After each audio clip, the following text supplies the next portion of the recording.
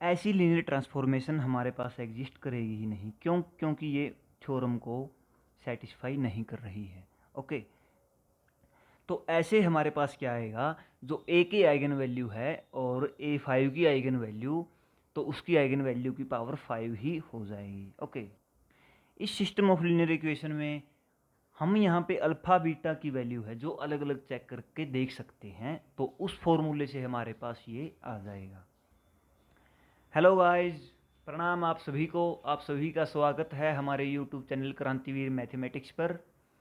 जैसा कि आप स्क्रीन पर देख रहे हैं, हम डिस्कस करेंगे IIT JAM 2023 का क्वेश्चन नंबर 12, 13 एंड 14, जो कि लीनियर अलजेब्रा के क्वेश्चन हैं।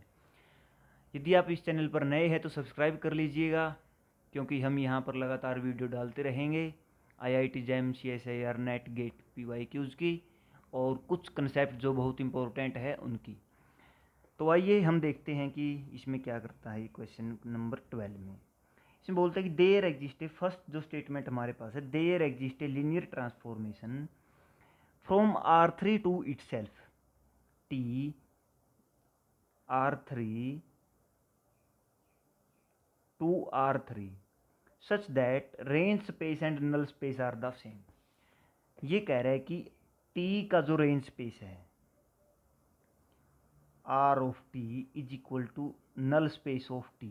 रेंज स्पेस और नल स्पेस का आपको पता ही होगा। नल स्पेस ट्रांसफॉर्मेशन के वो स्पेस जिसको T मैप करता है जीरो पे, और रेंज स्पेस T के रेंज स्पेस के डायमेंशन। तो देखिए, रेंज स्पेस और नल स्पेस दोनों सेम है, देन हमारे पास क्या होगा, dimension of range space is equal to dimension of null space. Okay, ये हमारे पास होता है रैंक ऑफ टी, ये हमारे पास होता है नलिटी ऑफ टी। हमारे पास एक थ्योरम होती है कि रैंक नलिटी थ्योरम। वो क्या बोलती है कि कोई भी यदि ट्रांसफॉर्मेशन है T V to V, okay, V to V या डब्ल्यू कुछ भी है यहाँ पे, तो हमारे पास जो V dimension of V is equal to rank of T plus nullity of T. Rank dimension of range space, nullity dimension of null space. Okay, ये हमारे पास थ्योरम होती है।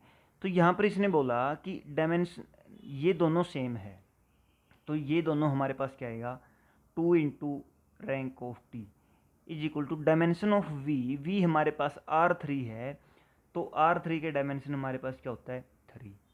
अब ये देखो, 3 है जो ओड नंबर है, और ये 2 into rank of T. Rank of T जहाँ कोई इंटीजर आएगा, पॉजिटिव इंटीजर, तो 2 इंटू रैंक ऑफ टी हमारे पास क्या आएगा, एवन इंटीजर।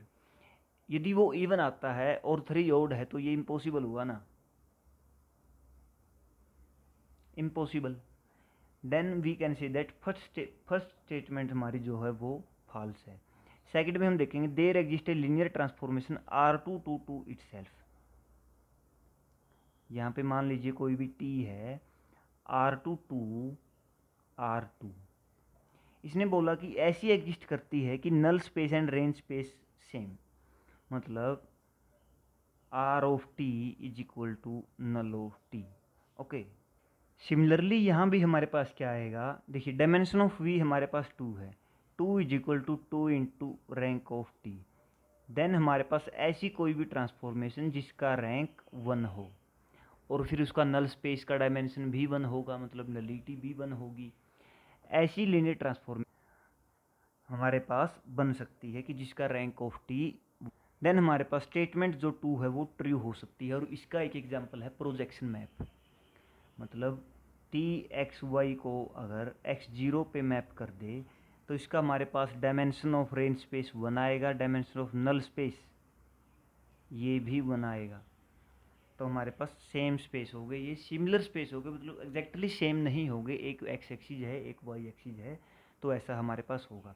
देन हमारे पास जो स्टेटमेंट 2 है वो ट्रू है, मतलब statement 1 is false and statement 2 is true, answer is C.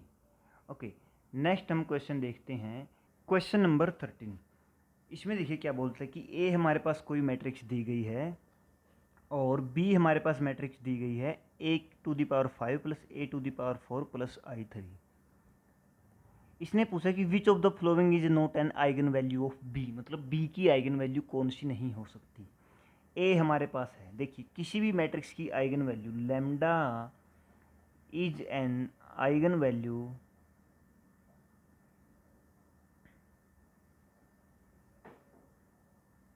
Of A if and only if for non-zero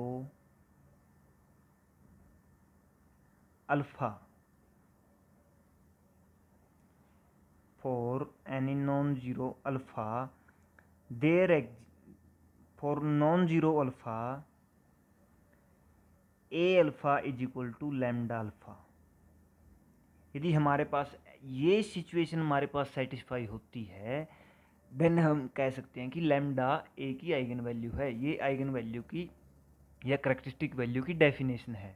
okay, अब देखिए यदि हम ए अल्फ़ा का स्क्वायर करें तो हमारे पास क्या आएगा, ए अल्फ़ा। ओके, और lambda alpha is equal to lambda square alpha square. Then from here we can say that A square alpha square is equal to lambda square alpha square. Here alpha यदि non zero है तो alpha square भी non zero होगा। Then हमारे पास एक vector exist कर गया non zero alpha such that A square is equal to lambda square. ऐसे ही एन के लिए A n alpha n is equal to lambda n alpha N.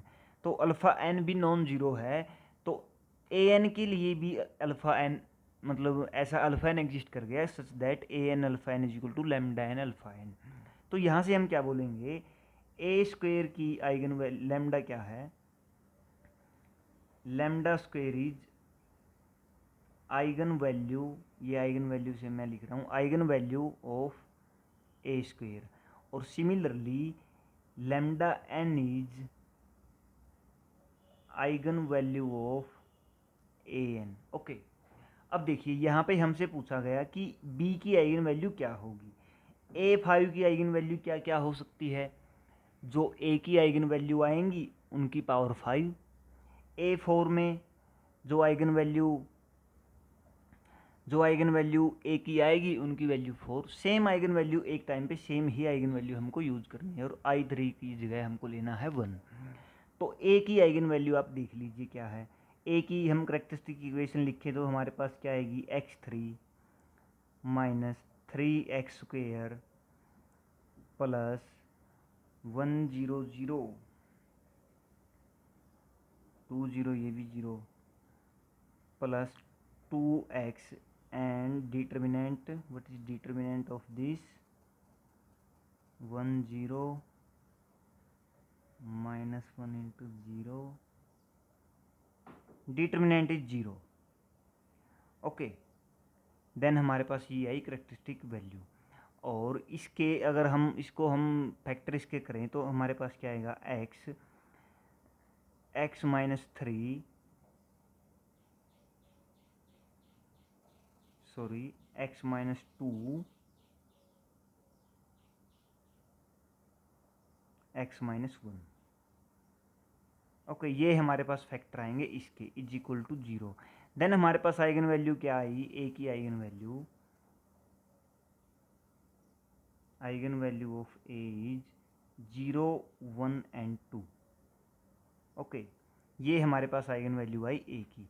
अब बी की आइगन वैल्यू क्या क्या हो सकती है, फर्स्ट हम रखेंगे 0, देन हमारे पास आ गई 1, फिर हम रखेंगे 1 तो हमारे पास 1 टू द पावर 5 1 1 1, देन हमारे पास आ गई 3, फिर हम रखेंगे 2 की पावर 5 हमारे पास क्या आ गया 32 प्लस 16 प्लस 1 ये आ गया हमारे पास 49। बचा क्या हमारे पास 2 इसका आंसर आ गया कि 2 इसकी आइगन वैल्यू नहीं हो सकती। ओके, नेक्स्ट क्वेश्चन हम देखते हैं, क्वेश्चन नंबर 14। ये हमारे पास है कि system of linear equation in x1 x2 x3 हमारे पास दिया गया है और हमको इसमें बताना है कि number of solution unique solution होगा, एटलीस्ट वन सॉल्यूशन या नो सॉल्यूशन या infinitely many solution. Alpha betas की कुछ स्पेशल वैल्यू इन्होंने यहाँ पे दे दी। तो हम इसको सबसे पहला काम इसका हम करते हैं रो रिड्यूस्ड एक्लोन फॉर्म में इसको चेंज करना। तो रो रिड्यूस्ड एक्लोन फॉर्म क्या होती है, कैसी सिस्टम ऑफ लीनियर इक्वेशन को सोल्व किया जाता है, वो सब हमने वीडियो हमारे चैनल पर हैं, मैं लिंक दे दूंगा। और वैसे भी आप चैनल पर जाकर देख लीजिए, प्लेलिस्ट लीनियर अलजेब्रा कंसेप्ट के नाम से है, वहाँ पे आपको रेगुलरली सभी वीडियोज़ इस पर मिल जाएंगी। ओके, देखिए इसकी हम रो रिड्यूस्ड एक्लोन फॉर्म बनाते हैं 1 1 1 0 -1, सॉरी इसको थोड़ा सा ज़्यादा स्पेस में लिख लेते हैं,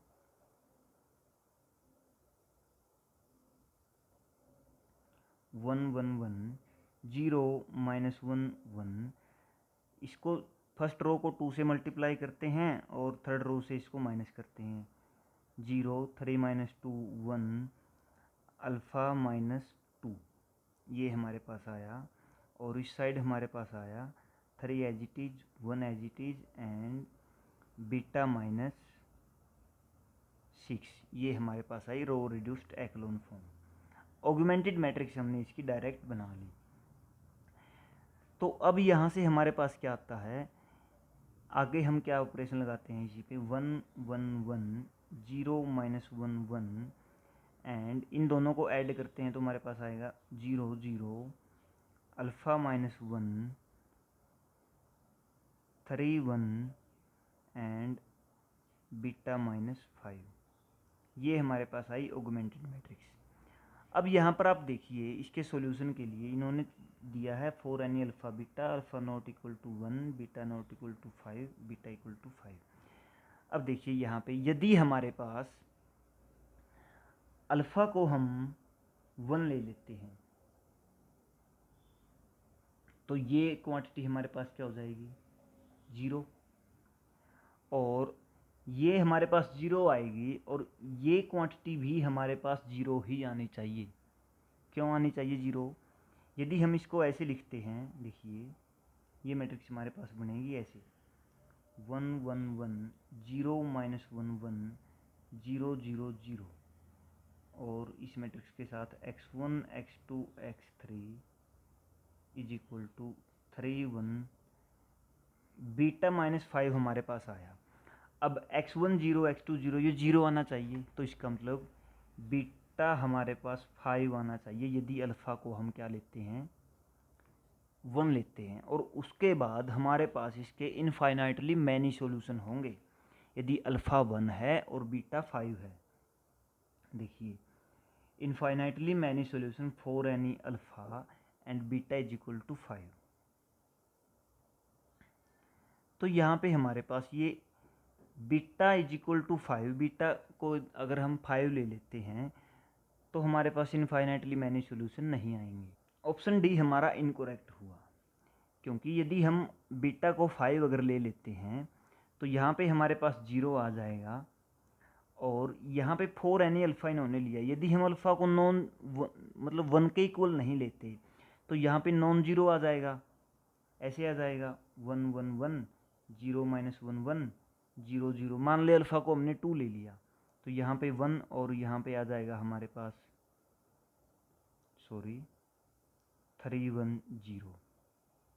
अब ये है, ऐसा अगर हमारे पास होता है तो यहाँ से हम क्या बोल सकते हैं, x3 0, एंड x3 अगर 0 हो गया तो हमारा x2 हमारा क्या आएगा 1, और x1 हमारा क्या आएगा,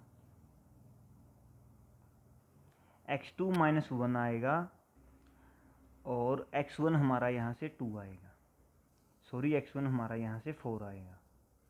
तो ये हमारे पास आएगा। अब अगर ये है तो ये फिक्स है, तो हमारे पास क्या आया, unique solution, not infinitely many solution. तो ये हमारे पास क्या हो गया, इनकरेक्ट ऑप्शन हो गया D, no solution for beta not equal to 5 for any alpha. अब देखिए बीटा हमने 5 नहीं लिया, मतलब यहाँ पे नॉन जीरो ले लिया, और अल्फ़ा को 1 अगर ले लिया तो हमारे पास मैट्रिक्स बनेगी 0 -1 1 0 0 0, और बीटा को नॉन 5 हम ले रहे हैं तो हमारे पास यहाँ पे 3 1 या कुछ भी नॉन जीरो एलिमेंट मान लीजिए 2 आ गया। तो ये तो हमारे पास पॉसिबल ही नहीं हुआ, क्योंकि ये तो 0 आना चाहिए। तो हमारे पास ऑप्शन सी भी इनकरेक्ट हो गया। A unique solution for any beta if alpha not equal to 1। देखिए यदि यहाँ पे हम अल्फा को 1 नहीं लेते हैं,